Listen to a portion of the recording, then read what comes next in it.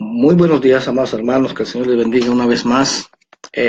Esta es una retransmisión de la enseñanza del día de ayer, ya que olvidé habilitar la función que me permite compartir la pantalla de mi computadora con todos ustedes y olvidé totalmente activar esa opción y solamente aparecía mi persona.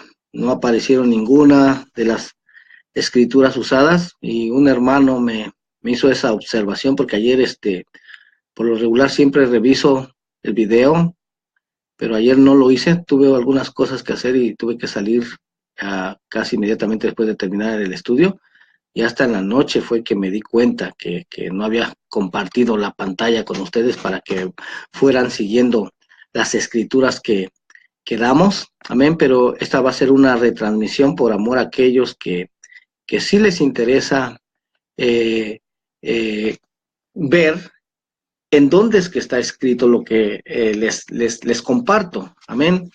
Y a todos aquellos amigos y hermanos que nos dan un like aquí en Facebook, antes de su like, preferiría que vieran todo el estudio, ¿sí? Y ya después de ver todo el estudio, si sienten que esta palabra les bendijo, entonces sí, denos sus like, amén. Así es que vamos a dar inicio a esta retransmisión de esta primera parte del estudio del libro de los Hechos de los Apóstoles, amén, como ya lo dijimos ayer. Eh, Aquí nos vamos a dar cuenta si verdaderamente lo que hemos sido enseñados tradicionalmente es realmente lo que está escrito. Amén. Yo sé que esta enseñanza, bueno, esta serie de enseñanzas en este libro de los Hechos de los Apóstoles va a ser de gran bendición porque tú mismo vas a ver cómo tus ojos van a ser abiertos a través de la palabra y te vas a dar cuenta si verdaderamente esa iglesia en la que tú te congregas es realmente parte de esa iglesia primitiva apostólica. O sea, esa iglesia que estuvieron dirigiendo los mismos apóstoles del Señor Jesús, de Yeshua. Amén. Pero ya sin más preámbulos, vamos a dar inicio. Amén. Vamos a orar nuevamente, que sea el Señor el que nos dirija en esta mañana. Padre bueno, en el nombre de tu Hijo amado Jesús, Yeshua, te damos gracias, Señor, por esta oportunidad que nuevamente nos das de poder escudriñar tu palabra, Señor, la cual es bendita por los siglos. Te pedimos que seas tú nuevamente ayudándonos, Señor, dándonos el entendimiento. Bendito Dios, para verdaderamente poder entender, Señor, estas palabras que fueron plasmadas, Señor, en estos libros, oh Dios. Yo sé que ha sido con el propósito de bendecir a tu pueblo, Señor, los cuales llegarían hasta los fines de los tiempos, Señor. También sabemos que somos parte de esa restauración, Señor, que sucedería al final de los tiempos, esa restauración de todas las cosas. Y si hablas de restauración, es porque sin duda todo iba a estar dañado, Señor. Todo en el sistema iba a estar dañado, Dios eterno, iba a estar trastocado, Señor, pero nosotros queremos volver a la esencia misma de tu palabra, Señor. Por favor, abre nuestros ojos espirituales y que a través de tu Santo Espíritu tú nos guíes a toda la verdad y nos enseñes todas las cosas. Toda la gloria y toda la honra, Señor, va a ser para ti. No tenemos por qué, Señor, enaltecernos ni enorgullecernos, Señor. A ti te ha placido, Señor. A ti te ha placido, Señor, abrir nuestros ojos, Señor, nuestro entendimiento y ahora, Señor, podamos entender tu palabra, podamos interpretar tu palabra de una manera totalmente diferente a la que nos ha sido enseñada, Señor. En el nombre de Jesús, gracias, eterno Dios. Bendice a todos aquellos que estarán escuchando y viendo esta enseñanza, Señor, a través de estas redes sociales. En el nombre de Cristo Jesús te lo pedimos. Amén. Bueno, ahora sí, voy a retirar la cámara. Y solamente quiero verificar algo, que ahora sí esté compartiendo. Ya, sí lo estoy compartiendo. Ok. Ahora sí, entonces voy a retirar la cámara para poder leer todas las citas bíblicas que les voy a compartir. Amén. Al final vamos a estar nuevamente regresando con la cámara. Entonces, nuevamente repito, hoy vamos a iniciar con una nueva serie de estudios, esta vez en el libro de los Hechos de los Apóstoles, en los que según vayamos avanzando, vamos a poder darnos cuenta que existen muchas cosas que no son como se nos han sido tradicionalmente enseñadas. Porque, pues actualmente, la mayoría de las iglesias de cualquier denominación que existen reclaman ser esa misma iglesia primitiva apostólica que se describe en este libro de los Hechos de los Apóstoles, pero que al ir desgajando este libro, tú mismo te vas a ir dando cuenta y vas a ir viendo con tus propios ojos si es que realmente la iglesia en la que te congregas es parte de esa iglesia primitiva apostólica o ya es otra totalmente diferente. ¿Cómo vamos a ser capaces de ver eso? Pero al ir examinando y comparando lo que ellos practicaban en esa época con lo que se cree y practica actualmente en las iglesias. Yo te aseguro que vamos a encontrar que en más de un 90% de las iglesias actualmente, pues ya para nada se parecen a esa iglesia primitiva apostólica, sino que más bien tienen ya mucha semejanza a la iglesia que nació en el concilio de Nicea del año 325, amén, en donde se tomaron decisiones, hermano, ya no guiados por el Espíritu Santo, sino más bien se tomaron decisiones ya por mayoría de votos, en los que todos los que formaban parte de ese concilio, todos eran ya de un origen gentil pagano. Amén. Ya ahí ya no invitaron a ningún judío, a diferencia del primer concilio que se hizo en Jerusalén en el año 50, en donde todos los que tomaron esas decisiones, todos eran judíos. Amén. O sea que ya te vas a ir dando cuenta qué tipo de cambios se hicieron. Pero vamos a iniciar con algunos datos preliminares de este libro de los Hechos. Amén. Como por ejemplo, ¿quién escribió este libro de los Hechos de los Apóstoles? Bueno, y se cree que es el mismo autor que escribió el Evangelio de Lucas, ya que en el principio del libro de los Hechos, capítulo 1, verso 1, se da a entender que este es un segundo tratado. El mismo libro de Hechos indica que fue escrito por un compañero del apóstol Pablo, y en Hechos, capítulo 16, verso 10, el escritor, ya sin un previo aviso, pasa de estar narrando en una tercera persona a la primera persona.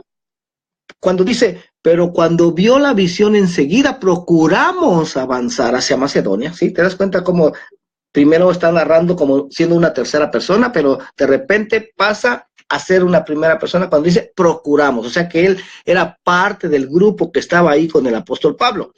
Aunque pues el autor nunca menciona su propio nombre, y la tradición de atribuir la autoría a Lucas data de por lo menos del segundo cuarto del segundo siglo. Ahora, ¿cuándo fue que se escribió este libro de los Hechos de los Apóstoles?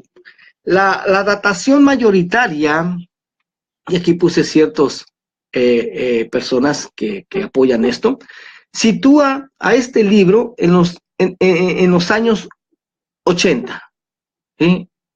Después de Cristo, en el año 80 después de Cristo, debido a que esta es la década en que se suele fechar el Evangelio según San Lucas. Lo que precede, sin embargo, la horquilla datacional que puede encontrarse en la biografía acerca de este tema es muy amplia. La datación más tardía está limitada por la existencia del papiro P45, que se conoce, de la primera mitad del siglo III, y por la mención de la Epístola Apostolorum, hace de este texto a mediados del siglo II, y algunos autores, Schurer, Burkitt, han sugerido que este libro de los Hechos era posterior a las antigüedades judías de Flavio Josefo. Flavio Josefo fue un historiador judío del primer siglo, al señalar posibles dependencias de Hechos con respecto a la obra de Josefo, ¿sí? Y esta teoría pues ha sido rebatida por algunos autores. Amén. Aquí puse también los nombres de algunos autores. Y ellos proponen fechas anteriores al año 70, incluso al año 62, basándose en los siguientes datos. ¿Por qué? Porque el libro de los Hechos de los Apóstoles finaliza bruscamente en el capítulo 28, ¿sí? Ahí termina, con el comienzo de la cautividad del apóstol Pablo en Roma hacia el año 60. Aunque relata el martirio del diácono Esteban y del apóstol Santiago, el de Zebedeo, no menciona el de Santiago el Justo, que tuvo lugar en el año 62 y había supuesto un argumento importante para retratar a los dirigentes judíos como enemigos del Evangelio, exculpando a los romanos en el mismo tono conciliador que el resto del libro. No menciona tampoco la muerte del apóstol Pedro en las persecuciones de Nerón que sucedió en los años 62, entre los años 62 y 64. Tampoco relata la muerte del personaje más prominente del libro. No relata la muerte del apóstol Pablo de Tarso como mártir en los años 60. Presenta a los dirigentes judíos, especialmente a los saduceos, como enemigos, entre los que no se incluye de forma tan clara a los romanos, de modo similar al Evangelio de Lucas. Esto no parece coherente con el ambiente de persecución romana contra el cristianismo que se inició con Nerón. Tampoco se menciona ni directa ni indirectamente la destrucción del templo de Jerusalén, en el que sucedió en el año 70, que habría servido para reforzar la imagen de Jesús como Hijo de Dios. Ahora, el principal problema que presenta esta teoría es que Lucas 21 profetiza la destrucción de Jerusalén, dado que se supone que la profecía está escrita después finalizar la guerra en el año 70. Suele situarse a Lucas después de esta fecha. Sin embargo, autores como Torrey y Dodd exponen que Lucas 21 no da ningún detalle histórico de la destrucción de Jerusalén, sino que toma todas las imágenes del Antiguo Testamento, de Jeremías 21, Zacarías 12, Zacarías 14, Esdras 9, Salmos 79, Ezequiel 40 y 48, etc. Pero este libro de los Hechos de los Apóstoles nos va a ayudar, oiga, y esto quiero que quede bien claro, nos va a ayudar a entender cómo es que vivían esos primeros creyentes en Jesús, en Yeshua, como el Mesías de Israel. Y si es verdad lo que las iglesias modernas nos han enseñado acerca de los cambios que han sido hechos a las Escrituras, como que Dios cambió de parecer y ahora ya nos da permiso de hacer ciertas cosas que antes había prohibido hacer. Bueno, eso lo vamos a aprender en estos estudios, amén. Pero al final del estudio de todo este libro de los Hechos de los Apóstoles y comprenderlo de una manera correcta, estoy seguro que te va a dirigir a tomar muchas decisiones para hacer cambios poderosos en tu vida, como el desechar mandamientos y costumbres de hombres y volverte totalmente a las Escrituras para obedecer solamente los mandamientos ordenados por Dios, ¿ya? Y como ya hablamos la semana pasada en la introducción, nosotros vamos a estar tomando en cuenta cosas que en el cristianismo en general no se han tomado en cuenta. Muchas de ellas incluso se ignoran totalmente. Nosotros vamos a estar tomando en cuenta el contexto cultural, el contexto religioso, el contexto político en el que vivieron Jesús y los apóstoles. ¿Bien? Todo lo que sucedía en esa época lo vamos a tomar en consideración para poder entender las palabras del Señor Yeshua, del Señor Jesús, de una manera correcta. Amén. Ya hemos dado muchos ejemplos de, por ejemplo, frases que en una cultura significan una cosa y ya en otra cultura significan otra cosa totalmente diferente. ¿Ya? Y si a esto le agregamos, hermano, que nosotros vivimos a una distancia de casi 2000 años de cuando estos hechos sucedieron. Entonces, definitivamente, si queremos interpretar las Escrituras de una manera correcta, tenemos que tomar en cuenta todo esto. Amén. Y ese es el error que se ha cometido, que no se han tomado en cuenta todas esas cosas y se ha querido interpretar ya con una cultura de 2000 años después. Amén. Pero yo te invito a que dispongas tu vida y tu corazón al estudio de este libro de los Hechos de los Apóstoles. Y vamos a iniciar con el capítulo 1, en donde dice, en el primer tratado, oh Teófilo. Y esto pues nos lleva a preguntarnos, ¿quién es Teófilo? ¿Quién fue Teófilo? Porque de hecho es al mismo al que es dirigido el Evangelio de Lucas, como lo podemos leer a continuación. Lucas 1:1 dice, puesto que ya muchos han tratado de poner en orden la historia de las cosas que entre nosotros han sido ciertísimas, tal como nos lo enseñaron los que desde el principio lo vieron con sus ojos y fueron ministros de la palabra. Me ha parecido también a mí, después de haber investigado con diligencia todas las cosas desde su origen, escribírtelas por orden, oh excelentísimo Teófilo, para que conozcas bien la verdad de las cosas en las cuales has sido instruido. Ahora, vamos a iniciar por saber cuál es el significado de Teófilo, que significa amigo de Dios.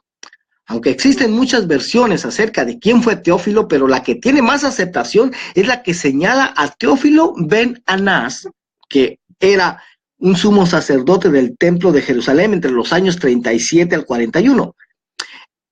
En esta tradición, Teófilo hubiera sido a la vez un cohen, o sea, un sacerdote, y un saduceo. Eso lo convertiría en el hijo de Anás y cuñado de Caifás, elevado en el templo judío. Los partidarios afirman que el Evangelio de Lucas se dirige a lectores saduceos, y esto podría explicar algunas características de Lucas. Comienza la historia con un relato de Zacarías, ¿ya? El sacerdote justo que tuvo una visión en el templo de un ángel, que aparece en Lucas capítulo 1, del verso 5 al 25. Lucas cambia rápidamente para relatar la purificación de María, ¿ya? Que en hebreo es Nidá, el ritual de redención en el templo de Jesús, el Pidión Javén, que aparece en Lucas 2, del verso 21 al 39, y luego la peregrinación de Jesús al templo cuando tenía 12 años, también aparece en Lucas 2:46, posiblemente implicando su bar mitzvah, ¿ya? Él no hizo mención del papel de Caifás en la crucifixión de Jesús y enfatiza la resurrección literal de Jesús en Lucas 24:39. Ahora, incluyendo una ascensión a los cielos como un reino de existencia espiritual, también Lucas 24:52 y Hechos 1:1. Lucas también aparece hacer hincapié en los argumentos de Jesús con los saduceos en puntos como la base legal para el divorcio, la existencia de los ángeles, espíritus y una vida futura. Recordemos que los saduceos no creían en la resurrección de los muertos. Si este fuera el caso, entonces Lucas está tratando de usar las réplicas y las enseñanzas de Jesús, de Yeshua, para romper la filosofía saducea de Teófilo. Tal vez con la esperanza de que Teófilo utilizaría su influencia para conseguir que los saduceos cesen la persecución de los cristianos. Pero vamos a continuar con Hechos 1:1. Dice, en el primer tratado, o Teófilo, hablé acerca de todas las cosas que Jesús comenzó a hacer y a enseñar hasta el día en que fue recibido arriba, después de haber dado mandamientos por el Espíritu a los apóstoles que había escogido. Y para saber, hermano, cuáles fueron esos mandamientos que Yeshua dio por el Espíritu Santo a los apóstoles, para eso vamos a dirigirnos al Evangelio de Mateo capítulo 28. Mateo 28:16 dice, pero los 11 discípulos se fueron a Galilea, al monte donde Jesús les había ordenado, y cuando le vieron le adoraron, pero algunos dudaban, y Jesús se acercó y les habló diciendo, toda potestad me es dada en el cielo y en la tierra, por tanto, id y haced discípulos a todas las naciones, bautizándolos en el nombre del Padre, del Hijo y del Espíritu Santo. Bueno, y como ya aprendimos en el estudio pasado, se cree que esta parte de este verso es una interpolación. ¿Qué es una interpolación? Bueno, es que es algo agregado en ediciones tardías, o sea que en las primeras ediciones no aparecía esta instrucción de bautizándolos en el nombre del Padre, del Hijo y del Espíritu Santo. Ya que, como vamos a poder ver claramente a lo largo de este estudio del libro de los Hechos de los Apóstoles, ninguno de los apóstoles nunca bautizaron a nadie en el nombre del Padre y del Hijo y del Espíritu Santo, sino que lo hicieron en el nombre de Jesucristo. Esto aparece en Hechos 2:38. Ahora, ¿por qué decimos esto, hermano? Porque, pues, desgraciadamente, lo que nosotros actualmente tenemos en nuestras manos ya son traducciones, ya, traducciones que ya han pasado por muchas manos. Amén. Y sabemos, hermano, que muchas cosas han sido cambiadas, muchas cosas fueron agregadas, muchas cosas que no aparecen en los códices más antiguos, no aparecen. Amén. Y esta es una de ellas. Esta es una de ellas. Amén. Gloria al nombre del Señor. Y aquí solo hay dos opciones, ¿sí? Al final de todo esto, solo hay dos opciones. O los apóstoles no entendieron las instrucciones del Señor Jesús, de Yeshua, o no las obedecieron. Pero dada la cercanía de la ascensión de Jesús, de Yeshua al cielo, a estos acontecimientos en el libro de los Hechos, podemos asumir que los apóstoles, ellos realmente entendieron y obedecieron las instrucciones del Señor, lo que hace indicar que este verso fue una interpolación del traductor cristiano, posiblemente católico, para respaldar el dogma de la Trinidad. Pero no vamos a hablar de eso en este estudio, sino nos vamos a concentrar ahorita en cuáles fueron esas enseñanzas que esos mandamientos que Jesús les ordenó a sus discípulos que siguieran guardando y que enseñaran a guardar a los nuevos discípulos.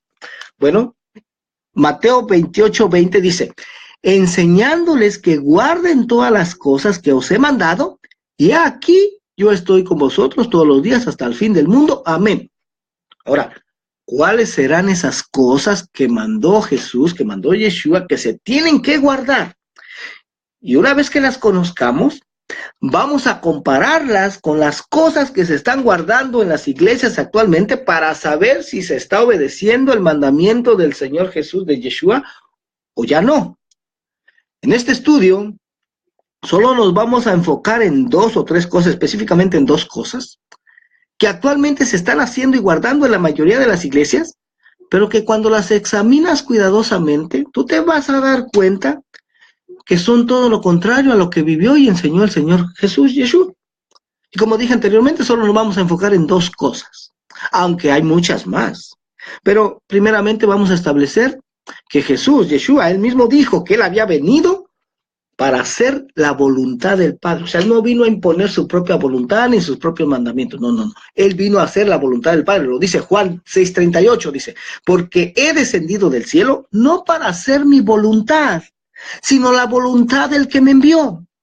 ¿Y cuál es la voluntad del Padre? ¿Cuál crees que sea la voluntad del Padre?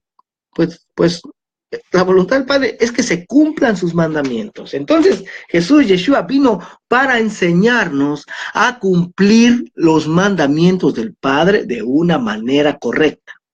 Porque él mismo dijo, el Señor Jesús, Yeshua dijo, en Juan 14:6, dijo, Jesús les dijo, yo soy el camino, la verdad y la vida. Nadie viene al Padre si no es por mí. O sea, lo que él está diciendo cuando dice yo soy el camino, él está diciendo yo soy la manera, yo soy la forma, yo tengo la verdadera interpretación de las Escrituras, porque recordemos que ya desde mucho antes de esa época, pues ya se estaban malinterpretando las Escrituras y ya se les estaba dando más autoridad a las tradiciones de los ancianos, que ya vamos a ver qué son esas tradiciones de los ancianos, que al final vienen siendo mandamientos de hombres. Y recordemos también cuál era el mensaje del Señor Jesús. Recuerden que él dijo, arrepentíos porque el reino de los cielos se ha acercado, Mateo 4:17. Pero esta palabra arrepentíos, así si la leemos en español o en inglés, pues no le hallamos como que mucho significado. Pero si queremos saber verdaderamente, si queremos estudiar esta palabra más a fondo, para saber su real significado, tenemos que ir a la palabra hebrea original utilizada aquí, que es la palabra teshuvah, para arrepentidos, teshuvah, que literalmente significa regresar. O sea, les estaba diciendo, regresen a obedecer lo que está en las Escrituras y dejen de estar dándole más valor y obedeciendo esas tradiciones de los ancianos, esos mandamientos de hombres. Entonces, tenemos que el Señor Jesús vino a enseñarnos la forma correcta de interpretar las Escrituras y nos puso el ejemplo de cómo hacerlo. Pero vamos a ver si actualmente la mayoría de las iglesias, tanto católicas como protestantes, que existen actualmente, se está haciendo como el Señor Jesús enseñó, o nuevamente se está desechando el mandamiento de Dios y se están obedeciendo mandamientos de hombres. Vamos a iniciar por saber, por ejemplo, uno de esas cosas que mencioné, de 2 cosas, vamos a saber ¿cuál es el día de reposo que guardó el Señor Jesús Yeshua? Para ver si es el mismo día de reposo que se está guardando actualmente en la mayoría de las iglesias católicas como protestantes.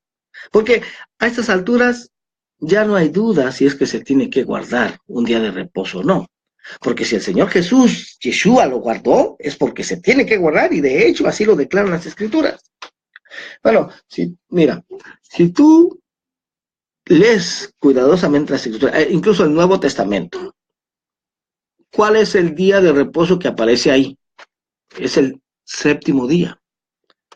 Pero ¿cuál es el día de reposo que se guarda actualmente en la mayoría de las iglesias cristianas, católicas y protestantes?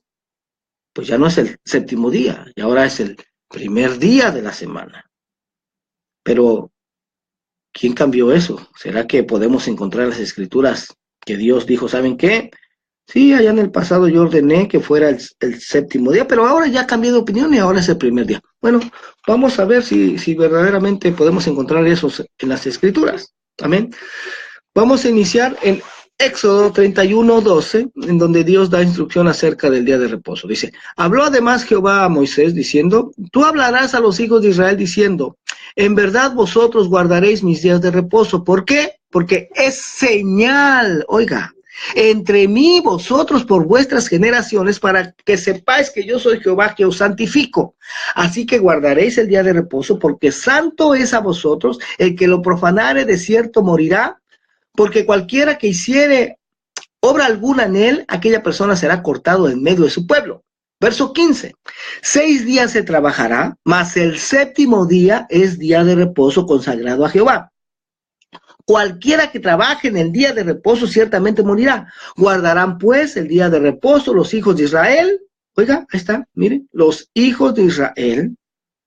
O sea que no solamente es para los judíos. Recordemos que los judíos solamente descienden de una sola tribu, la tribu de Judá. Porque ya en el tiempo de Jesús, ya los judíos ya no solamente era la tribu de Judá, sino también la tribu de Benjamín y algunos levitas, que se les conocía a todos de una manera general como judíos. Son los que conocemos el día de hoy, pero principalmente descienden de una sola tribu. Pero aquí dice que el día de reposo es para todos los hijos de Israel. Los hijos de Israel son 12. Amén. 12 las tribus de Israel. Aleluya.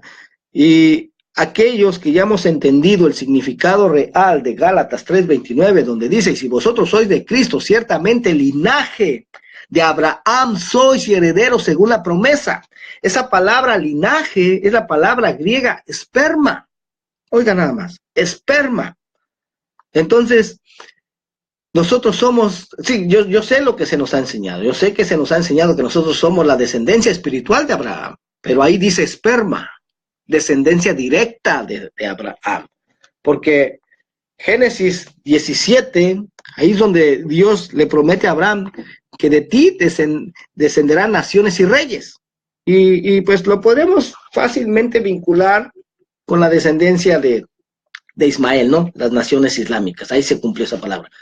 Pero ¿cómo podemos entender la promesa que Dios le dio a Jacob en Génesis 35:9, en donde le dice, tu nombre no será más Jacob, sino será Israel, y de ti descenderá una nación y un conjunto de naciones? ¿Qué quiere decir eso? Que Israel no solamente es una nación, lo que conocemos actualmente, sino son muchas naciones. Bueno, aquellos que ya entendimos eso, sabemos que el día de reposo es para todos los hijos de Israel. Amén. Y que nosotros somos parte de los hijos de Israel. Nosotros somos parte de esas multitud de naciones. Gloria al nombre del Señor. Verso 17 dice, señales para siempre entre mí, los hijos de Israel, porque en 6 días hizo Jehová los cielos y la tierra, y el séptimo día cesó y reposó. Y también las mismas escrituras afirman que el Señor Jesús, Yeshua, él obedeció ese mandamiento original de Dios. Él guardó el séptimo día como día de reposo. ¿Ven? Lucas 4:14 dice, y Jesús volvió en el poder del Espíritu a Galilea y se difundió su fama por toda la tierra de alrededor. Y enseñaba en las sinagogas de ellos y era glorificado por todos. ¿Cuándo es que se reunían en la sinagoga? En el día de reposo, hermano. Vino a Nazaret, donde se había criado, dice, y en el día de reposo entró en la sinagoga conforme a su costumbre y se levantó a leer. Amén. Dice que se le dio el rollo del profeta Isaías, ¿va? Lo que nosotros ahora conocemos como Isaías 61. Amén. Ahora, recordemos que el Señor Jesús, Él dijo, yo soy el camino. O sea, yo soy la verdadera interpretación. ¿Por qué? Porque si tú examinas todas las citas bíblicas en las que Dios ordena guardar el séptimo día como día de reposo, ahí no aparece escrito ninguna instrucción en cuanto a qué era permitido hacer y qué no en ese día de reposo. Y entonces, ¿por qué es que se decía que no era lícito sanar, que no era lícito cargar los lechos, etcétera, en el día de reposo? Que de hecho cuando Yeshua sanaba en día de reposo, se ha interpretado entre aquellos que no conocen el trasfondo de la cultura hebrea, que Yeshua transgredió la ley de Dios dada a Moisés. Pero, como te vas a poder dar cuenta, esa es una interpretación totalmente equivocada a raíz de ignorar el trasfondo de la cultura hebrea. sino que lo que él transgredió fueron todas esas instrucciones que estaban establecidas en las tradiciones de los ancianos, lo que se conoce en la cultura hebrea como Torah oral, ley oral, pero que estos son mandamientos de hombres. Oiga nada más.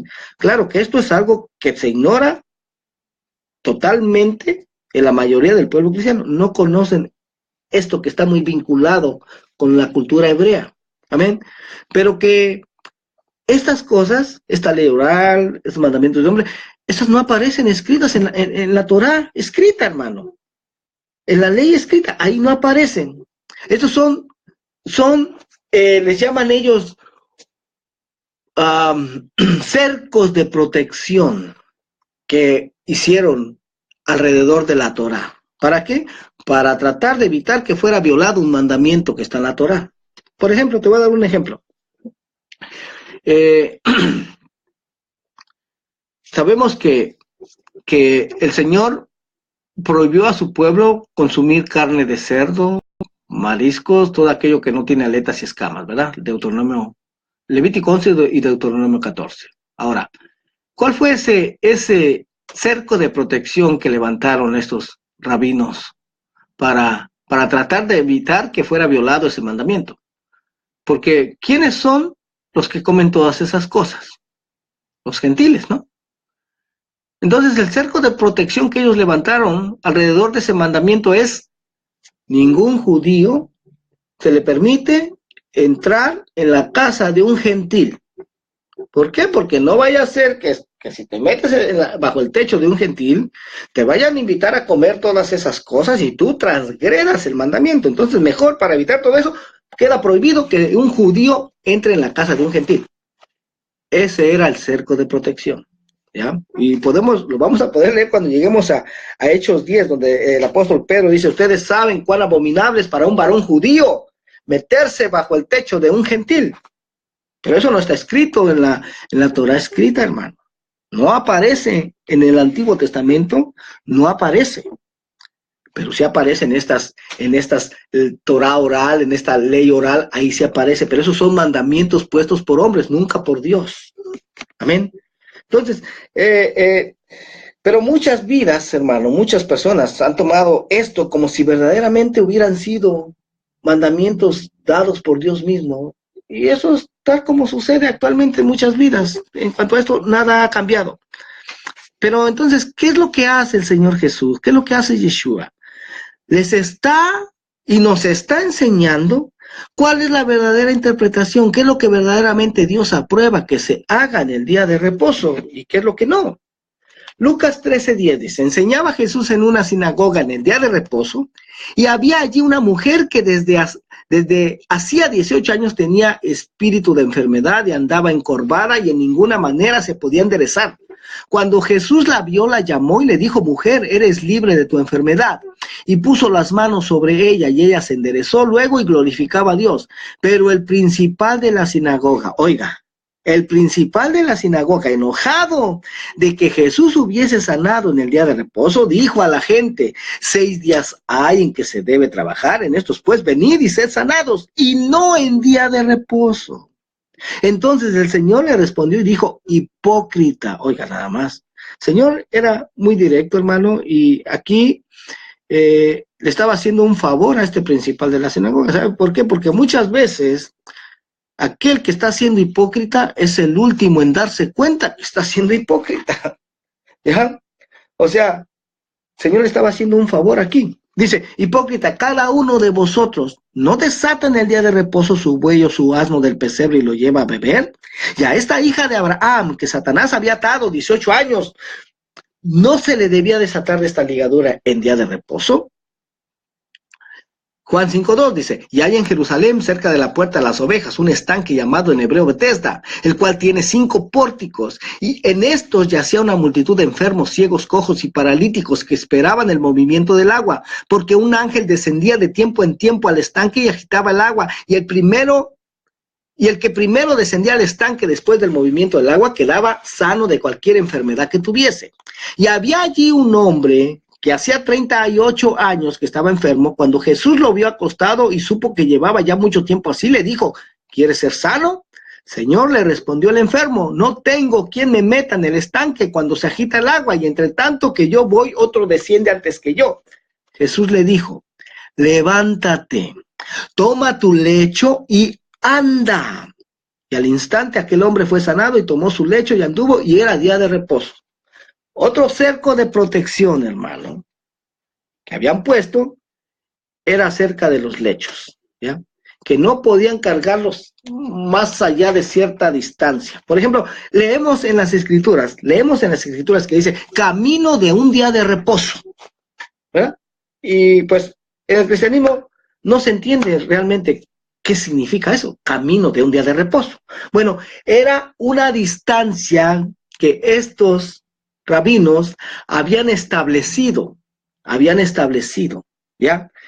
¿Cuál era la distancia que era permitida caminarse en un día de reposo?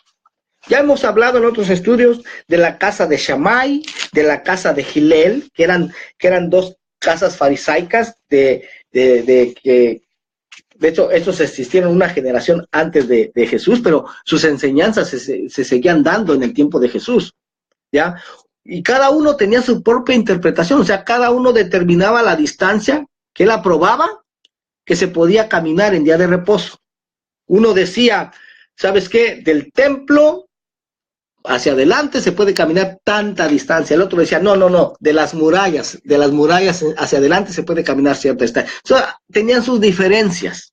Entonces, estos que se encuentran a este hombre, que Jesús había sanado y que le dijo Jesús, toma tu lecho y anda. Este hombre, cuando lo encuentran estos fariseos, le dice, hey, no te es permitido llevar tu lecho en día de reposo. ¿Por qué? Porque estaba basado a la enseñanza. Su doctrina era la enseñanza que impartía uno de estos dos. Lo más probable es que fuera de Shammai, porque Shammai era el que era más rígido. Amén. Pero vamos a continuar. Juan 5:10 dice, entonces los judíos dijeron a aquel que había sido sanado, es día de reposo, no te es lícito llevar tu lecho. Oiga, y si tú lees en el Antiguo Testamento, si tú lees en la Torá, ahí no está estipulado que no se pudiera cargar el lecho. Es más, no hay instrucciones en cuanto a qué se permitía hacer y qué no. Pero ¿en dónde estaba esto entonces?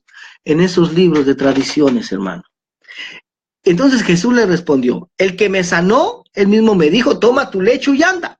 Entonces le preguntaron, ¿quién es el que te dijo, toma tu lecho y anda? O sea, ¿quién te enseñó eso? ¿Ya? Porque eso no es lo que se enseña en las sinagogas. ¿Quién te enseñó eso? Y el que había sido sanado dice, no sabía quién fuese, porque Jesús se había apartado de la gente que estaba en aquel lugar. Después le halló Jesús en el templo y le dijo, mira, has sido sanado, no peques más, para que no te venga alguna cosa peor. El hombre se fue y dio aviso a los judíos que Jesús era el que le había sanado. Y por esta causa, dice, los judíos perseguían a Jesús y procuraban matarle porque hacía estas cosas en día de reposo. O sea, en su interpretación que estos fariseos tenían, Jesús estaba quebrantando el día de reposo. Pero vamos a ver si eso es verdad o no. Verso 17 dice, y Jesús le respondió, mi padre hasta ahora trabaja y yo trabajo. Por esto los judíos aún más procuraban matarle, porque no solo quebrantaba el día de reposo, sino que también decía que Dios era su propio Padre haciéndose igual a Dios. Entonces, en la interpretación de las Escrituras, bueno, y de hecho de las Escrituras de los judíos, pero en su tradición oral, en su Torah oral, en la interpretación de ella, esos judíos que en realidad eran los líderes religiosos del pueblo, eran los fariseos, eran saduceos. Jesús Yeshua estaba quebrantando el día de reposo porque hacía sanidades en él, pero como repito nuevamente, esa interpretación está basada no conforme a lo que enseña, lo que se enseña en la Torá escrita, en el Pentateuco, no.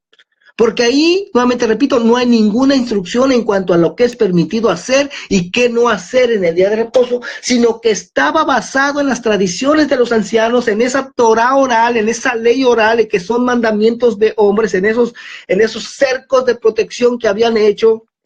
Es como si, por ejemplo, en la actualidad, alguien me acusara a mí de quebrantar los mandamientos de Dios al no participar del miércoles de ceniza. y de comer carne los viernes, carne de res o de pollo, lo que sea, en viernes, ¿sí? En estas semanas antes de la Pascua, ¿ya? Cuando en realidad no hay nada escrito en la Biblia acerca de ese rito pagano. No vamos a hablar cuál es el origen de eso, pero es un rito pagano, ¿ya? Es una tradición, es una costumbre, es un mandamiento dado por un hombre.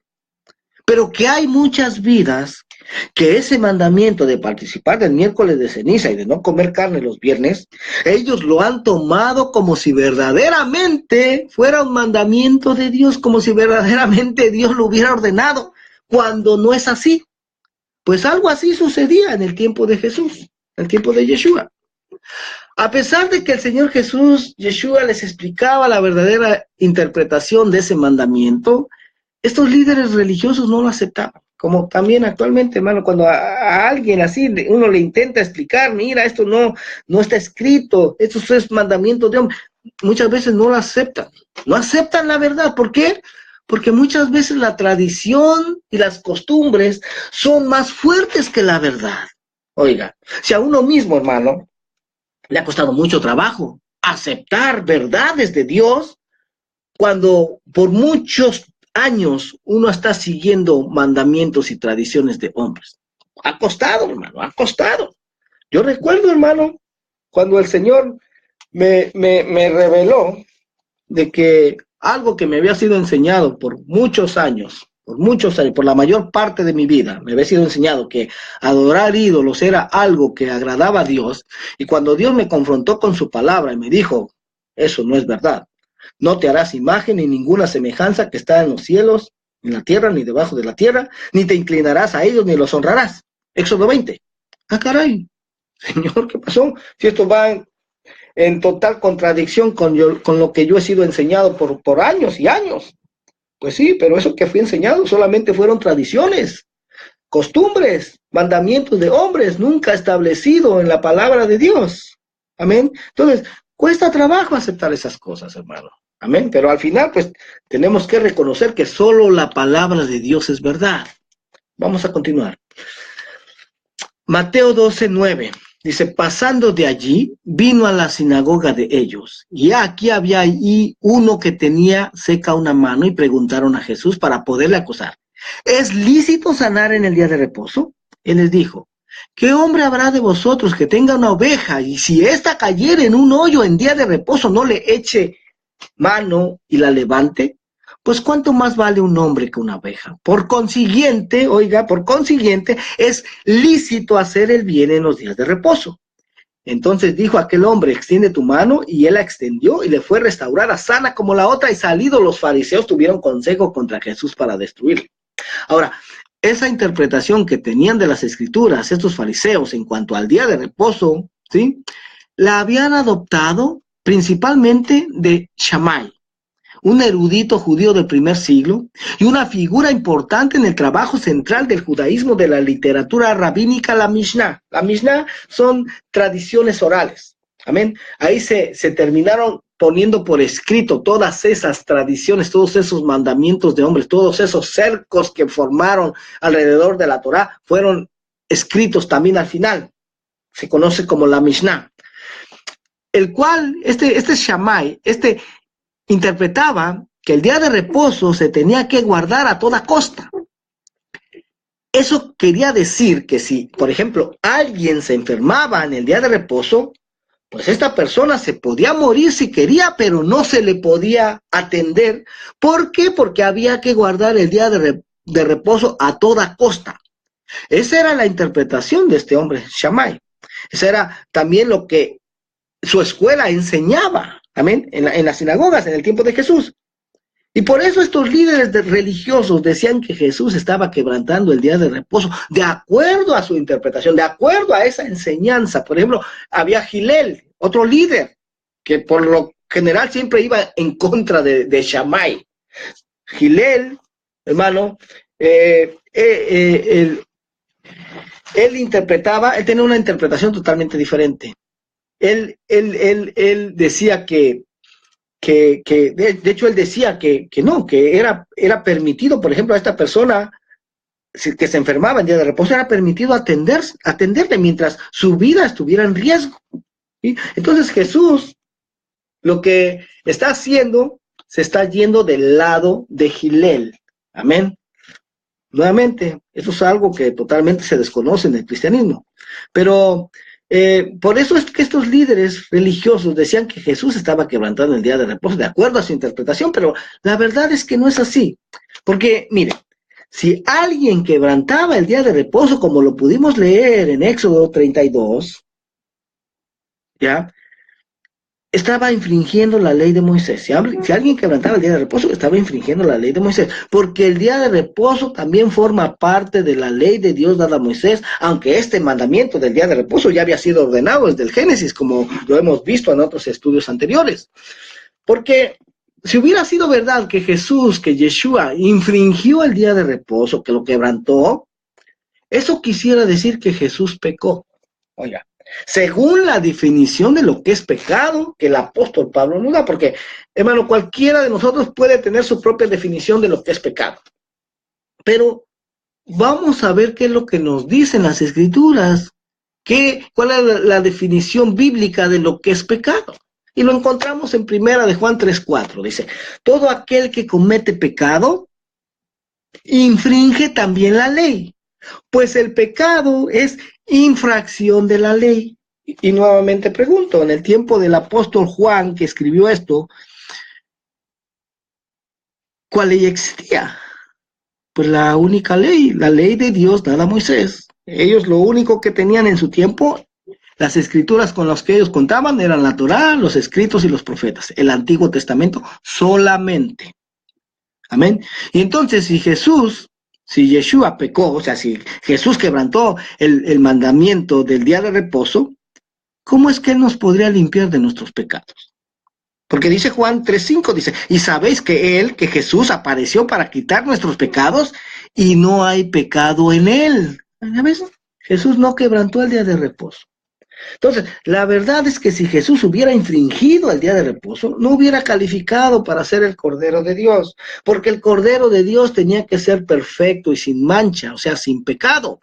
Pero actualmente hay otras personas que dicen que como Jesús ya guardó el día de reposo y cumplió toda la ley por nosotros, eso quiere decir que ya nosotros no tenemos que cumplir más la ley de Dios, que ya no tenemos que cumplir la ley de Dios dada a Moisés. Pero ese es un error de interpretación de las Escrituras, porque de otra manera podríamos decir también que como Jesús, que como Yeshua ya cumplió el mandamiento de no robarás, entonces ahora nosotros ya podemos robar. Como ya Jesús cumplió el mandamiento de no adulterar, pues ya nosotros ya podemos adulterar, ya estamos en la gracia, pero no es así, hermano. No es así, no se ha entendido correctamente ese texto, esa frase del apóstol Pablo, porque la frase completa, hermano, de Romanos es, porque el pecado no se enseñoreará más de vosotros, porque ya no estáis bajo la ley, sino bajo la gracia. No vamos a hablar mucho de eso hoy, pero no se ha entendido, ¿no?, correctamente esa frase. Amén. La verdad es que lo que Él vino a hacer, Él vino a enseñarnos y a ponernos el ejemplo de cómo cumplir los mandamientos de Dios. Marcos 2:23 dice, aconteció que al pasar Él por los sembrados un día de reposo, sus discípulos andando comenzaron a arrancar espigas. Entonces los fariseos le dijeron, mira, ¿por qué hacen en el día de reposo lo que no es lícito? Marcos 2:25 dice, pero Él les dijo, ¿nunca leíste lo que hizo David cuando tuvo necesidad y sintió hambre? Él y los que con él estaban, ¿cómo entró en la casa de Dios siendo Abiatar sumo sacerdote y comió los panes de la proposición, de los cuales no es lícito comer sino a los sacerdotes, y aún dio a los que con él estaban? También les dijo, el día de reposo fue hecho por causa del hombre y no el hombre por causa del día de reposo. Por tanto, el Hijo del Hombre es Señor aún del día de reposo. Lo que el Señor Jesús, lo que Yeshua les está enseñando aquí a estos fariseos, es que para Dios es más importante, por ejemplo, la salud o la vida de un hombre. ya que el día de reposo fue hecho no como una carga más, sino que fue hecho para el bienestar del hombre y no el hombre para beneficiar al día de reposo. Y además él dijo, yo soy aún Señor del día de reposo. ¿Pero qué hizo? Siendo él Señor aún del día de reposo, ¿qué hizo? Lo guardó, hermano. Lo guardó para así cumplir con toda justicia. Es lo mismo que sucedió cuando él fue bautizado por Juan. Él llegó a hacer línea y cuando le tocó su turno, Juan se oponía, no quería bautizarlo. Dijo, no, Señor, si yo soy el que necesita ser bautizado por ti. ¿Pero qué dijo el Señor? Hagámoslo para así cumplir con toda justicia. No necesitaba ser bautizado el Señor, porque el bautismo es para perdón de pecados. No necesitaba ser bautizado porque él no había cometido pecado, pero como había sido ordenado por el Padre, él lo hizo, él obedeció. Y cuando él salió de las aguas, ¿qué pasó? El Espíritu Santo descendió como paloma sobre él y los cielos fueron abiertos, en donde se oyó una voz que dijo, este es mi Hijo amado en quien tengo complacencia. Total que tenemos actualmente en la mayoría de las iglesias cristianas, tanto católicas como protestantes, no se está guardando el séptimo día como día de reposo establecido por Dios en las Escrituras, y que el mismo Señor Jesús, que Yeshua obedeció y guardó, y que dio la instrucción de que se siguiera haciendo a sus apóstoles con los nuevos discípulos, pues ahora ya no se está haciendo así, sino que ahora se está guardando el primer día de la semana como día de reposo, porque supuestamente en el primer día de la semana es que Jesús resucitó. Pero, hermano, la próxima semana te voy a dar pruebas bíblicas de que eso no es así. Jesús no resucitó el domingo, no resucitó domingo por la mañana.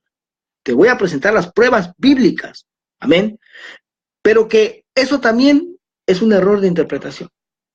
¿Por qué? Porque la enseñanza que se nos ha dado en el cristianismo en cuanto a este suceso de la muerte y resurrección de Jesús, de Yeshua, está en total desacuerdo con la única señal que el mismo Señor Jesús, Yeshua, dejó acerca de su muerte y resurrección. ¿Ya? Yo, hace alrededor de casi 2 años, le pregunté a un pastor, ¿por qué si las Escrituras dicen que hay que guardar el séptimo día, por qué nosotros guardamos el primer día de la semana? Nosotros lo guardamos porque en ese día fue que resucitó el Señor. Entonces, a raíz de eso, yo me puse a investigar. Vamos a ver, me puse a escudriñar, hermano, y encontré que ni siquiera es así, hermano. Se nos ha enseñado, sí, que Jesús murió un viernes por la tarde y que resucitó un domingo por la mañana. Pero mira, a ver si esa enseñanza va en total acuerdo con esta señal que el mismo Señor Jesús nos dejó. Marcos 12:38 dice, entonces respondieron algunos de los escribas y de los fariseos diciendo, maestro, deseamos ver de ti señal. Él respondió y les dijo, la generación mala y adúltera demanda señal, pero señal no les será dada, sino la señal del profeta Jonás, porque como estuvo Jonás en el vientre del gran pez 3 días y 3 noches, así estará el Hijo del Hombre en el corazón de la tierra por 3 días y 3 noches.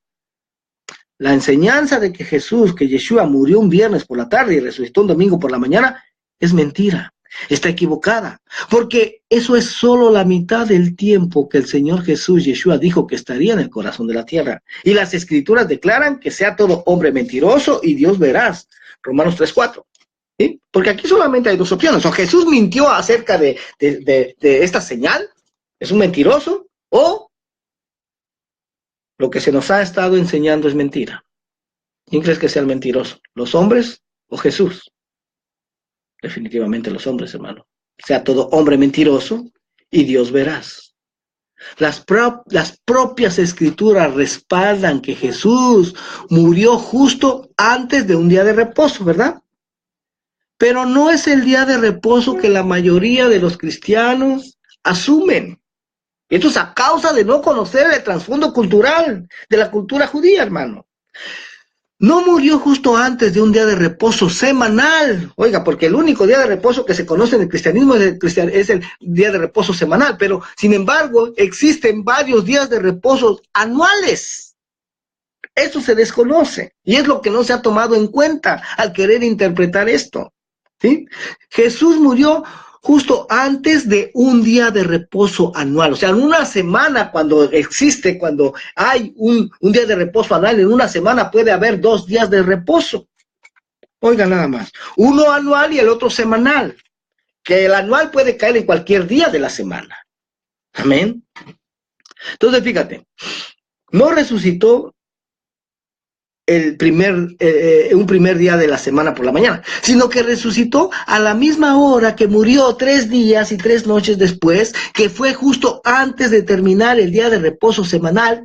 Y ya cuando, por ejemplo, las mujeres, como leemos en los evangelios, cuando las mujeres fueron muy de mañana al sepulcro el primer día de la semana, el cuerpo del Señor ya no estaba allí. No porque hubiera resucitado esa mañana, no. Simplemente el cuerpo ya no estaba porque ya había resucitado la tarde anterior. Y en cuanto a que se cambió el día de reposo del 7º día, ahora el primer día de la semana, no existe ninguna cita bíblica que respalde eso. ¿Por qué? Porque la palabra de Dios permanece para siempre, es lo que nos dice Isaías 48. También la próxima semana vamos a estar hablando de esto, a detalle, hermano. A detalle. Amén. Pero, ¿quién es el que siempre ha querido quitarle autoridad a las palabras que un día salieron de la boca de Dios? Satanás. Y va a hacer uso de todo lo que tenga a su alcance para cumplir su propósito. Y ha usado el edicto de un hombre de carne y hueso como nosotros para invalidar la palabra y el mandamiento de Dios. Y este hombre fue el emperador romano Constantino. Oiga, el emperador romano Constantino, que teniendo el poder para hacerlo, ordenó en el siglo IV que se dejara de guardar el 7º día como día de reposo y que de ahí en adelante se guardara el primer día de la semana como el día de reposo en honor a su dios Sol. Por eso es que domingo en inglés se le llama Sunday, que significa día del sol. Eso es algo que se ignora totalmente en el cristianismo, hermano. ¿Ya? Entonces tenemos que actualmente la mayoría de las iglesias cristianas, tanto católicas como protestantes, se ha desechado el mandamiento original de Dios y la enseñanza del mismo Señor Jesús, y se ha adoptado el mandamiento y enseñanza de un hombre de carne y hueso como nosotros. Pero que se ha tomado este mandamiento de hombre como si hubiera sido un mandamiento de Dios mismo. Y esto nos va a conectar a la segunda cosa o punto que vamos a estudiar y a esclarecer hoy, que tiene que ver con lo que se ha creído interpretado dentro del cristianismo acerca de los alimentos, pero que en realidad se ha tomado fuera del contexto original, como lo vamos a poder ver claramente a continuación. Mateo 15:1 dice: entonces se acercaron a Jesús ciertos escribas y fariseos de Jerusalén diciendo: ¿por qué tus discípulos quebrantan la tradición de los ancianos? Oiga nada más. La tradición de los ancianos. Aquí no están diciendo, ¿por qué tus discípulos quebrantan lo que está escrito en la Torá? No, en la Torá escrita. No. Aquí dice, la tradición de los ancianos. Y ya vimos qué es la tradición de los ancianos. Dice, porque no se lavan las manos cuando comen pan. Respondiendo, él les dijo, ¿por qué también vosotros quebrantáis el mandamiento de Dios por vuestra tradición? Ya vimos que la tradición de los ancianos son la Torá oral, la ley oral, esos cercos de protección que fueron levantados alrededor de la Torá, que son mandamientos de hombre. Ahí dice que hay que lavarse las manos de una manera ritual antes de comer pan. Esto no lo dice en la Torá escrita. Amén. ¿Por qué dicen ellos eso? Porque ellos dicen que al estar en contacto con cosas y personas, espíritus inmundos se pegan en las manos, y si no te las lavas antes de comer, esos espíritus inmundos se te meten al cuerpo, y esto es lo que está escrito en estos libros de tradiciones judías, como ya leímos, la Mishnah, la Gemara, el Talmud. Pero esta instrucción no aparece en la Torah escrita, o sea, no aparece en la Biblia. Dale vuelta a toda la Biblia y no vas a ver dónde dice que hay que lavarse las manos antes de comer. Aunque esto es algo muy bueno, pero no aparece en la Torá escrita. Pero estos escribas y fariseos, a estas tradiciones de los ancianos, a esta Torá oral, a esta ley oral, a estos mandamientos de hombre, les estaban dando mayor autoridad que a lo que aparece escrito en la Torá escrita, hermano. Y por eso el Señor Jesús les pregunta, ¿por qué ustedes quebrantan el mandamiento de Dios por guardar vuestra tradición? Y notemos que el contexto de esto, en realidad, no son los alimentos en sí, sino es el lavamiento de manos. Mateo 15:4 dice, porque Dios mandó diciendo, honra a tu padre y a tu madre, y el que maldiga al padre o a la madre muera irremisiblemente, pero vosotros decís, cualquiera que diga a su padre o a su madre, es mi ofrenda a Dios, todo aquello con que pudiera ayudarte, ya no ha de honrar a su padre o a su madre. Así habéis invalidado el mandamiento de Dios por vuestra tradición. El mandamiento de Dios es claro, hermano. Dice, honra a tu padre y a tu madre. Pero estos escribas y fariseos lo cambiaban a su conveniencia para obedecer la tradición de los ancianos, la Torá oral, la ley oral, los mandamientos de hombres. Y así terminaban invalidando el mandamiento de Dios por guardar esa tradición de los ancianos, hermano. Mateo 15:7 dice, hipócritas, les dice, bien profetizó de vosotros Isaías cuando dijo, este pueblo de labios me honra, mas su corazón está lejos de mí, pues en vano me honran, enseñando como doctrinas mandamientos de hombres. Y aquí el Señor lo que se está citando es el texto de Isaías 29:13. Isaías 29:13 dice pues el Señor, porque este pueblo se acerca a mí con su boca y con sus labios me honra, pero su corazón está lejos de mí, y su temor de mí no es más que un mandamiento de hombres que les ha sido enseñado. Y exactamente así es como se encuentra la iglesia en su mayoría, hermano, actualmente. Obedeciendo a mandamientos de hombres que les han sido enseñados como si fueran mandamientos de Dios, o sea, con sus labios dicen estar honrando a Dios, pero la verdad es que su corazón está lejos de Dios, y al que verdaderamente se encuentran honrando es a los hombres que les dieron esos mandamientos, a esos hombres que enseñaron esos mandamientos. ¿Pero te das cuenta? ¿Cuál es el contexto original de este pasaje? No son los alimentos, son el lavamiento de manos. Y esto nos va a ayudar para poder entender exactamente lo que viene a continuación. Mateo 15:10 dice, y llamando hacia la multitud les dijo, oíd y entended, no lo que entra en la boca contamina al hombre, mas lo que sale de la boca, esto contamina al hombre. ¿Por qué les dice esto el Señor? Porque estos escribas y fariseos decían, de acuerdo a la tradición de los ancianos, de acuerdo a la Torá oral, a la ley oral, a estos mandamientos de hombres, ellos decían que si comías con manos sucias, esos espíritus inmundos que tenías en las manos se te metían al cuerpo y quedabas contaminado, aunque lo que estuvieras comiendo fueran alimentos que ya habían sido declarados por Dios como limpios y puros. Marcos 7:17 dice, cuando se alejó de la multitud y entró en casa, le preguntaron sus discípulos sobre la parábola. Él les dijo, ¿también vosotros estáis así sin entendimiento? ¿No entendéis que todo lo de fuera que entra en el hombre no le puede contaminar porque no entra en su corazón, sino en el vientre y sale a la letrina? Y esto es importante, mira esto que sigue. Esto decía, haciendo limpios todos los alimentos. ¿Cómo se ha interpretado esto, hermano? Bueno, esto se ha interpretado dentro del cristianismo que, mira, ya ves, haciendo limpios todos los alimentos. Ya limpió el cerdo, ya limpió los camarones, ya limpió la jaiba, ya limpió la rata, ya limpió la víbora, ya todo te puedes comer. Pero ¿será que esto es así? ¿Será que Jesús está poniendo sus propios mandamientos y desechando el mandamiento original del Padre? No, hermano. No. Recordemos que el contexto de esta palabra no son los alimentos, es el lavamiento de manos.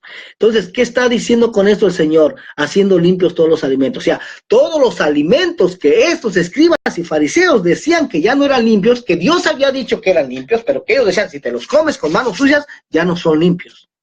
No, Señor. A eso se está refiriendo Jesús, haciendo limpios todos los alimentos que ya el Padre había dicho que eran limpios. Pero decía, verso 20, pero decía que lo que del hombre sale, eso contamina al hombre, porque de dentro del corazón de los hombres salen los malos pensamientos, los adulterios, las fornicaciones, los homicidios, los hurtos, las avaricias, las maldades, el engaño, la lascivia, la envidia, la maledicencia, la soberbia, la insensatez. Todas estas maldades de dentro salen y contaminan al hombre.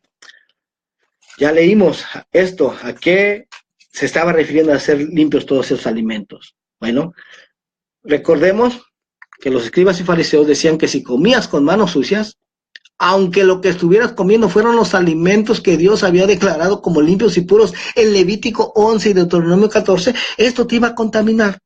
Pero el Señor le dijo, ¿sabe qué? Eso no es verdad. Sino que lo que contamina al hombre es lo que sale dentro del hombre, lo que sale del corazón. Y lo que está diciendo en cuanto a los alimentos es, si Dios dijo que estos alimentos son limpios, en verdad son limpios, aunque los escribas y fariseos digan que ya no lo son, que si los comes con manos sucias ya no son limpios y que eso te va a contaminar. Eso es lo que está desmintiendo Jesús aquí. Y no que el Señor estuviera contradiciendo lo que Dios había ordenado en cuanto a los alimentos en Levítico 11, en Deuteronomio 14, y que ahora el cerdo ya es un animal limpio y ya no lo podemos comer, que ya los mariscos dejaron de ser abominación delante de Dios y ya no los podemos comer, porque así es como se ha malinterpretado entre la mayoría del pueblo cristiano. Y aquí te puse el respaldo de la palabra, Levítico 11, verso 7. Dice, también el cerdo, porque tiene pezuñas, si es de pezuñas hendidas, pero no rumia, lo tendréis por inmundo. De la carne de ellos no comeréis, ni tocaréis su cuerpo muerto, los tendréis por inmundos. Esto comeréis de todos los animales que viven en las aguas, todos los que tienen aletas y escamas en las aguas del mar y en los ríos, estos comeréis. Pero todos los que no tienen aletas ni escamas en el mar y en los ríos, así de todo lo que se mueve, como de toda cosa viviente que está en las aguas, los tendréis en abominación. Verso 11, os serán pues abominación de su carne, no comeréis y abominaréis sus cuerpos muertos, y todo lo que no tuviera aletas y escamas en las aguas, lo tendréis en abominación. ¿Por qué crees que cuando el Señor Jesús dio una, no la tengo a la mano, se me vino a la mente ahorita, una escritura en donde dice que el pescador pesca, saca la red y hay de todo pez, pero empieza a echar al mar lo que no sirve? ¿Qué es lo que no sirve? Camarones, todo lo que es mariscos. Eso no sirve, solamente quedaban ahí en la red los animales o los peces que Dios había permitido comer. Y nuevamente, esto no es solamente para los judíos, hermanos.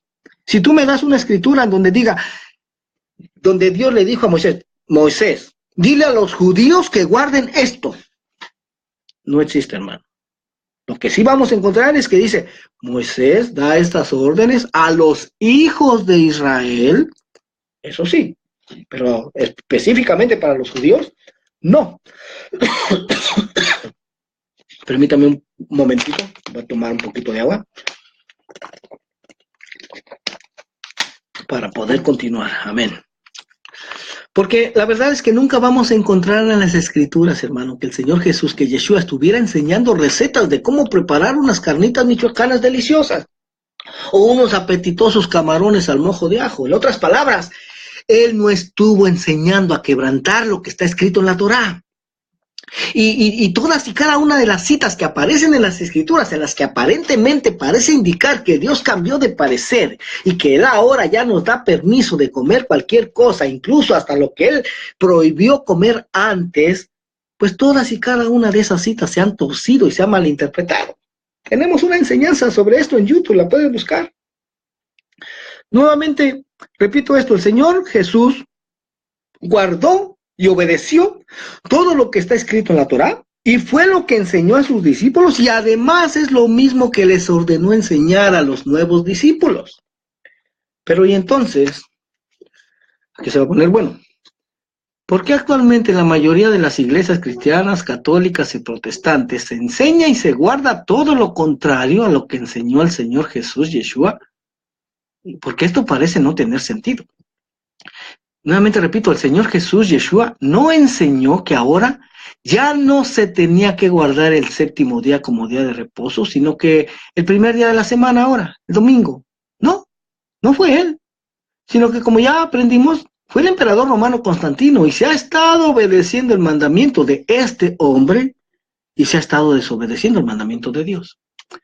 Y el Señor Jesús, Yeshua, no enseñó que ahora ya podíamos comer lo que Dios había prohibido comer antes, cerdo, mariscos, etcétera, sino que Satanás ha hecho que personas indoctas e inconstantes tuerzan las escrituras y se les dé un significado totalmente diferente. Es lo que dice el apóstol Pedro, ¿ok?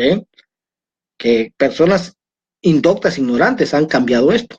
No lo digo yo, lo dice el apóstol Pedro, 2 Pedro 3:15, dice, y tened entendido que la paciencia de nuestro Señor es para salvación, como también nuestro amado hermano Pablo, según la sabiduría que le ha sido dada, os ha escrito casi en todas sus epístolas, hablando en ellas de estas cosas, entre las cuales hay algunas difíciles de entender, las cuales los indoctos e inconstantes tuercen, como también las otras escrituras para su propia perdición.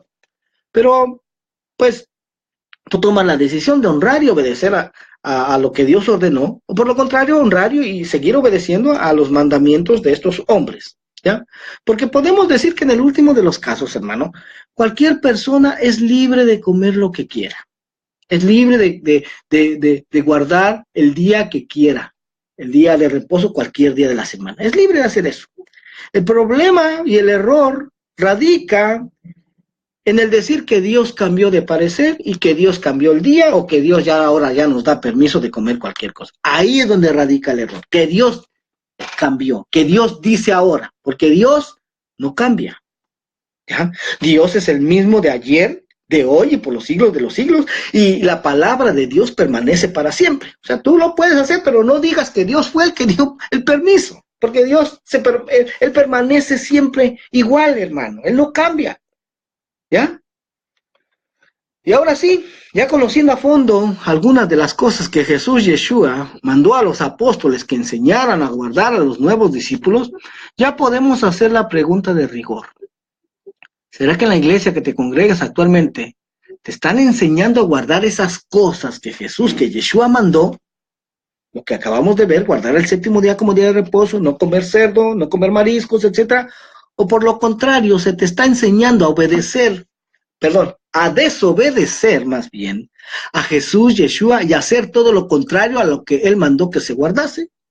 Porque si es verdad que las iglesias actuales son ahora los discípulos de Jesús, de Yeshua, la pregunta es, ¿no deberían estar estos discípulos haciendo todo lo que Jesús hizo y guardando todo lo que guardó su maestro? Y muy fácil te puedes dar cuenta que en la mayoría de las iglesias actuales ya nos enseña a guardar lo que ordenó Jesús Yeshua. No solo nos enseña a guardar lo que Él ordenó, sino que si analizas esto de una manera profunda te vas a dar cuenta que ahora se enseña a hacer y guardar todo lo contrario a lo que su maestro mandó y guardó. Y esto, hermano, parece increíble, pero es verdad, es verdad. Aquí vamos a terminar con el estudio de esta mañana. De hecho, vuelvo a repetir, es una retransmisión del estudio del día de ayer. Amén. Y había dicho ayer que íbamos a continuar con la segunda parte el próximo domingo, pero el Señor me ha estado inquietando, me ha puesto a trabajar y de hecho ya tengo listo la segunda parte. Si Dios quiere, miércoles o jueves voy a estarlas compartiendo con todos ustedes y en el transcurso de la semana voy a estar trabajando todavía para continuar. Son 28 capítulos, hermano, de este libro de los Hechos. No llevamos ni la mitad del primer capítulo, pero vamos a estar aprendiendo muchas cosas, amén, muchas cosas muy buenas que nos van a ayudar, hermano, a realmente poder dar una interpretación correcta a las escrituras. Nuevamente, aquellos que están interesados en acudir con nosotros a nuestros estudios en vivo, estamos localizados en el área de Eco-Park, nos reunimos al menos hasta este 17 de marzo, los domingos, a las 10 de la mañana, los lunes a las 7:30 de la noche, viernes 7:30 de la noche con estudios bíblicos para niños. Mi teléfono es el área 323-595-6357. Mi correo electrónico es celestialvision12373@gmail.com. Cualquier necesidad de oración, cualquier pregunta, duda, no duden en contactarnos. Y hermano, déjenme ahí en sus comentarios qué forma les parece mejor, ¿sí? Esta donde les comparto mi pantalla de mi computadora en donde les presento todas las citas bíblicas, o de la forma en que lo hice ayer. No fue mi intención hacerlo así, pero así salió, en donde solamente aparezco yo ahí en la cámara. Déjenme sus puntos de vista, qué manera les parece que es la mejor para estar compartiendo este tipo de enseñanzas. Amén. Mientras tanto, hermanos, que el Señor les bendiga, que el Señor les siga bendiciendo en esta semana, que sea una semana próspera, y saludos para todos aquellos hermanos que estarán viendo estas enseñanzas después. Que este día sea un día de bendición para todos ustedes. Aquí termina la transmisión de este estudio. Señor les bendiga y muy buenos días. Bendiciones. Adiós.